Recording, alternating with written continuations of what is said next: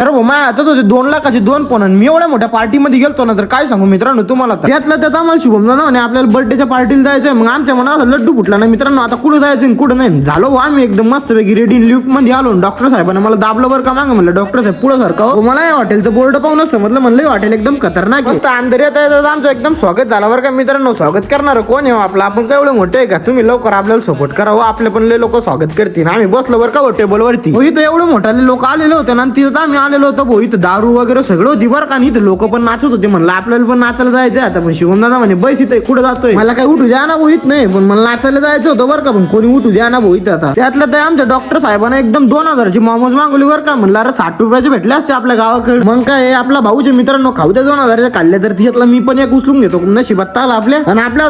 2 लाखाचे 2 फोन आता आपल्याला शुभमदाचा बर्थडे करायचा होता बरं का भाऊ आणि आम्ही शुभमदाचा बर्थडे एकदम भारी सेलिब्रेट केला बरं का मित्रांनो शुभमदा आपला म्हणजे किंग आहे बरं का भाऊ मी इकडे या स्विमिंग पूल कडे आलो म्हणलं एखादी पोरगी कुदेला असेल हिच्यात आपण पण कुदू पण कोणीच नाही भाऊ इकडे म्हणलं जाऊ द्या मी का कुदू हिच्या चेक करतोय बरं का मित्रांनो सिरियस घ्यायचा ना आपण नुसतं फिरायला आलोय बरं का भाऊ इकडे आपल्याला असा नाद नाही रे बाप्पा आणखी डॉक्टर पा कुकडे यार म्हणलं पडशील खाली ऐक रे नाही म्हणे भाऊ मित्रांनो तुम्ही पण फॉलो करायला एवढं भाऊ खाता भाऊ ते फॉलोचं बटन दिसतंय का दाबा ना भाऊ लवकर काय तुम्ही एवढी जीवार करताय दाबा लवकर